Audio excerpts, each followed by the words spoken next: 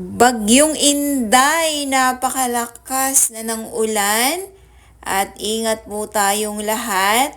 So ako naman ay talaga naman kahit masama ang panahon, mag-update po tayo. Ayan, so punta po tayo ng Manila Bay, Dolomite Beach po. At sa ating mga kababayan, dahil nga po ay mas lumakas po itong Bagyong Inday, mag-ingat po tayong lahat.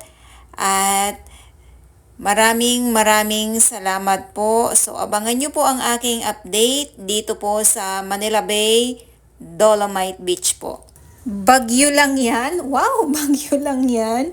Walang makakapigil sa aking pag-update sa Manila Bay, Dolomite Beach po. Ayan, dahil nga po ay may Bagyong Inday.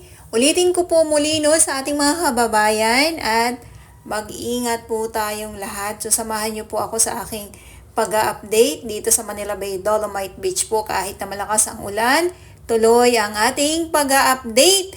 Ayan, so nandito po ako sa may Jokno Boulevard. Ayan, so yun yung tulay at ito yung way na ito ay papunta po tayo ng Manila Bay, Dolomite Beach po.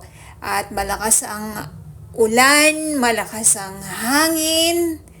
At ito ay, andito yung ating Senate. Ayan. So, marami pa din pong mga tao dito sa labas. At sa ibang lugar dito sa Kamaynilaan, tulad ng nabanggit ko, ay baha na nga po. Pero yung ulan na magdamagan, pag gano'n na tuloy-tuloy, siguradong baha na. Ayan. So, dito tayo ngayon sa may dadaan lang tayo dito sa may Senado, okay? Tulad nga ng nabanggit ko, diretso tayo ng Manila Bay, Dolomite Beach at silipin natin. So mamaya pag nasa labas na ako, mas matindi ang lakas na talagang mararamdaman natin. Syempre nandito tayo sa may sasakyan, kaya kumbaga hindi ninyo marinig yung lakas ng hangin at lakas ng alon. At yes, yun. Ingat na lang po ang ating mga kababayan, lalong-lalo na doon sa doon talaga sa sentro ng bagyo, kung saan yung sentro ng bagyo. Ayun, di ba nahilo na naman kagad ako dahil nga po ay pag ganito kasi pag may bagyo or masama ang panahon, syempre tayo ay minsan yung isip natin ay nawiwindang din dahil ay nag-aalala tayo sa ating ibang mga kababayan, sa ating mga mahal sa buhay na mga malayo na hindi natin kasama talaga sa isang bahay. Kaya tayo ay nag-aalala. Ayan, at sana okay tayong lahat, okay kayong lahat, okay? At sabi ko nga ay kahit na may bagyo, itong aking pag-update ay tuloy pa din po. Umulan, uminit, bumagyo, may mga kalat sa Manila Bay, Dolomite Beach po ay mag-update pa din po ako sa aking mga viewers kasi baka mamaya sasabihin lang bakit pag tuwing malinis lang ang Manila Bay ay doon lang ako nag-update. Hindi po. May mga kalat at walang kalat, umulan, uminit, bumagyo. Ayan, so tuloy ang aking pag-update para sa inyo. So dito na tayo sa may Seascape. Ayan. So sa mga nakakaalam po, dito na tayo sa may Seascape. Andyan dito naman ako nung nakarang araw, mga nakaraang weeks na nag-update. Ayan Seascape na kung saan po ay dyan yung reclamation Pasay area na tuloy-tuloy po talaga yung pagbubuhos ng buhangin dyan. Kaya yung kumbaga, walang tigil, parang 24 hours yata yung gawa nila kasi kahit na gabi po umaarangkada yung mga malalaking mga barko or mga malalaking barge sa pagbubuhos ng buhangin. So may diyan na makikita nyo talaga. So yun, at dito naman nga sa may Seascape na kung saan ay kung gusto nyo po magpaluto ng inyong mga or hindi naman may mga restaurant po dyan talaga, marami din. Pero kung gusto niyo po magpaluto ng inyong mga favorite na mga ulam, ayan, so mamamalengke po kayo dyan at ipapaluto po ninyo. At meron din pong mga dyan, mga music na pwede kayong makinig. Ayan na, so nandito na tayo sa Dolomite. Eto na, nandito na tayo sa Dolomite Beach po. Ayan na, so malakas. Tulad ng nabanggit ko kanina, malakas ang hangin, malakas ang ulan.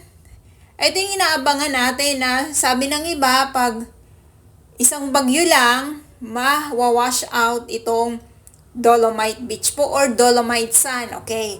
So, ilang bagyo na ang nagdaan, ilang bagyo na ang ating nararamdaman dito sa Dolomite or sa Manila Bay ay nandito pa din po itong Dolomite Sun po. So, matatag. Talagang kumakapit ng gusto ang Dolomite Sun dahil nga po sabi ng iba, isang bagyo lang ay mauubos or mawawash out, mahihigop ang Dolomite Sun. O grabe na higupan na yan, ano? Parang sabaw lang na isang higop lang ay mauubos ang Dolomite Sun. So nandito pa din po siya tulad ng nabanggit ko. Kumakapit at sobrang matatag itong Dolomite Sun. Nandito pa din. So pag ganito na malakas ang alon, malakas ang hangin, malakas ang ulan, dito po ay yung biglang bagsak ng malakas ang ulan at malakas na hangin. Syempre may mga kababayan po tayo na namamasyal. Hindi naman po kagad automatic na biglang isasara. Pero pag kinabukasan yan, pag talaga, yung sobrang sama na talaga ng panahon, ayan ay sinasara po ang Dolomite Beach po. Okay? Pero pag ganito kasi na tayo ay nandito sa loob, tapos biglang lumakas ang ulan at lumakas ang hangin, ito po ay hindi po ito sinasara, okay? Pero pag yung ganito na tuloy-tuloy, buhos ang ulan, malakas ang hangin, automatic na po yan na hindi na po siya bukas sa publiko. Ayan. So, abang na lang tayo sa mga kababayan natin sa mga sunod na araw na mabuksan muli itong Dolomite Sun kasi pag ganito nga talaga na may mga signal number 1 or pag malakas ang hangin na at ulan ay isinasara na po ito sa publiko itong Dolomite Beach po. Ayan, so good afternoon sa inyong lahat. Ito yung ating sitwasyon dito sa Manila Bay at yung puno talaga naman nakikita natin yung niyuyug-yug siya ng hangin, gawa nga po ay malakas talaga to si Bagyong Inday at ang tumbok yata nito sa Aurora at saka sa Batanes. Ayan. So dito ayan, nandito tayo sa may dito sa may banyo at bukas na po itong banyo sa publiko. Sa mga hindi po nakakaalam, binuksan na po yung panglalaki, pangbabae, ayan, PWD. At meron din po tayong mother's room sa mga hindi po nakakaalam at maraming salamat po sa inyong lahat. At sa next na aking upload muli, abangan nyo po, baka sakali meron tayong makitang mas malaking isda. Wow! So yun, ayun na, huminto na yung ulan. Syempre, pag malakas ang ulan, asahan na po natin yan, hindi na bago. Tulad ng nabanggit ko, grabe yung losong ko na naman dito. Nandito na tayo kasi pauwi na nga po tayo. Nasa Pedro Hill po tayo. Ayan. Hindi na bago yung lusungan na nangyayari pag ganito na malakas nga po yung ulan. Ayan. Baha kung baha, kaya na naman nagkakanda-buhol-buhol na naman yung ating mga motorista dito sa sa may Pedro Hill nga po. At tayo naman ay pauwi na. So thank you Lord kasi huminto din yung ulan, pero ito ay lusong sa baha si Miss July.